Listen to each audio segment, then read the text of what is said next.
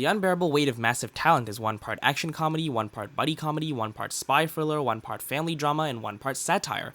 Which part is the main part? That is an excellent question. It stars Nicolas Cage as a fictionalized version of himself and Pedro Pascal as a superfan who's also tied with the mafia. Unlike Palm Springs, I like both the actors here and they give a good performance. But the script for this movie is so all over the place that it feels like you are on drugs as you watch it. The A story just cuts into the B story, which shoehorns in the C story in the middle, and you're just lost around the end. If the movie was just Nick Cage and Pedro Pascal vibing, I think it would have worked out better for it, but that's not really my biggest issue with the screenplay. In one of the plot lines, Nick's family life is being affected by his obsession to his work. He also has a younger, more narcissistic version of himself as a sorta shoulder angel who keeps pushing him to prioritize his acting over his family. The conclusion of that character arc is Nick finally overcoming that shoulder angel in an act to finally put the people he loves first over what he wants, showing that he does care.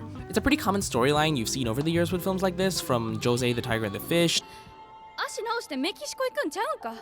行くよ。でも、ジョゼが好きだ。 to Princess and the Frog, My dream wouldn't be complete without you in it. but where it suffers for me is the place Nick starts out with his family. He's distant from his daughter because of their diverging interests and because he doesn't really bother to ask her about her own. He also actively puts his career before his family because money. He comes across as really unlikable because of that, and therein lies my gripe with his character arc. The screenplay paints a picture of how Nick's career affects his personal life. And because of the immense similarities the movie showcases between Nick's character in the movie and Nicolas Cage IRL, and the fact that they got Nicolas Cage himself to play himself, who's to say that that isn't? I'm not sure how to best explain this, so if you'll allow me, I want to explain why this joke doesn't work with a similar meta joke from another movie.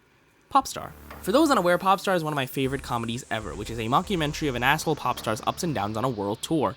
In the second act of the movie, there's a joke about the main character, Connor, defecating in the Anne Frank house. Did you take a shit in the Anne Frank house? Do not go in there! It's well known that that joke was referring to that very real incident that Justin Bieber wrote something in the Anne Frank ledger in one of those world tours, but think about how cringy that joke would have come across as Justin Bieber himself delivered the joke in the movie. Because it's poking fun at someone else, we can laugh with the filmmakers as we are in on the joke. But if the subject of the joke is making the joke, all of a sudden it feels uncomfortable, doesn't it? Like you're not sure whether to laugh with the person at the person.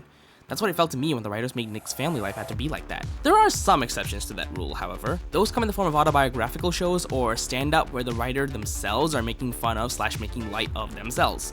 When they're aware they're the butt of a joke to make you, the audience, laugh, the joke works. But when they're reading out jokes about them, very clearly written by someone else, do the jokes work? I don't think so. So there, the reason why part of this movie's screenplay doesn't work for me. I hope I did a decent job explaining my thought process over the last 12 hours after watching that movie. Now if you'll excuse me, I'm gonna go to sleep.